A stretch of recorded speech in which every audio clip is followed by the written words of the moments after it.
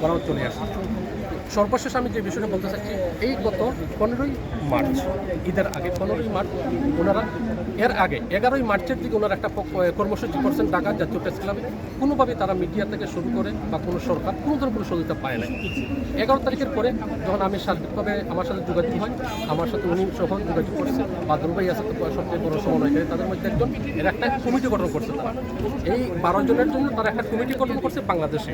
আমার রেমিটার্স 12 জন যোদ্ধা ভিকটিম পরিবার নামে একটা সংগঠন তারা করছে। এটা ঢাকাতে, তারা এলাকা ভিত্তিক সবাই মিলে, সবাই তার একই জেলার 12 জন পরিবারের 12 জন ভিকটিম পরিবারের পক্ষ থেকে তারা একটা কমিটি করছে তারা সমন্বয়। এই কমিটির মধ্যে উনি আছে সভাপতি হিসেবে, মুরব্বী বাদল ভাই আছে তার সেক্রেটারি হিসেবে রাখছে। এই করে তারা কমিটি করার পর ওনারা আমার সাথে যোগাযোগ করলো সার্বিক, তখন আমি তাদেরকে যোগাযোগ করার পর আমি তাদের প্রতি এইভাবে তাদের সহযোগিতা করেছি। আমি নিজে মাঠে আপনাকে যোগাযোগ করলো কেন? আমার সাথে, হ্যাঁ, এর আগে আমি আরো ওদের সাথে যারা আটক হয়েছিল সৌদিতে এই জুলাই অভ্যুত্থানের পর আমার নিজের মধ্যে আর 4 জন আর 60 জন লোক ফেরত এসেছে সৌদি এবং দুবাই, 2 জায়গাতে। আমার আত্মীয় স্বজনের মধ্যে আছে, পাইবাতিকা এদের মধ্যে আলোচনা।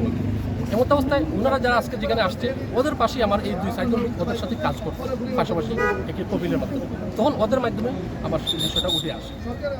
এর পাশাপাশি আমার সাথে আসার পর আমি তখন তাদের এই 15ই মার্চ, হ্যাঁ, এই 15ই মার্চ আমি তাদের জন্য ওনারা একটা প্রোগ্রাম করছে জাতীয় প্রেস ক্লাবে, আমাকে জানা সত্ত্বে সংবাদ সম্মেলন, ও তারিখ নিয়ে আমাকে তারা আসলো যে ভাই আমরা সংবাদ সম্মেলন করবো, আপনি থাকবেন। বললাম ঠিক আছে।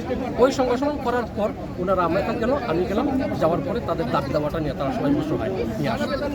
এমন অবস্থা তারা বললো আমরা টাকা ছেড়ে যাবো না, আমরা অবস্থান করবো। এইভাবে আমি তাদেরকে 15 এবং 16ই মার্চ আমি তাদের হেল্প করলাম।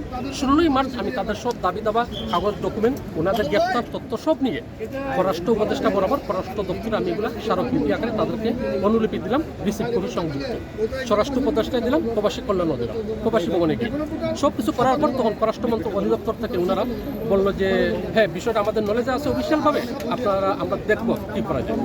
এভাবে আমি যোগাযোগ করা শুরু করার পর ওনার নাম্বার দেওয়া আছে পররাষ্ট্র উপদেষ্টা দপ্তরে, ওনার সাথে তারা সরকারিভাবে যোগাযোগ করতেছে।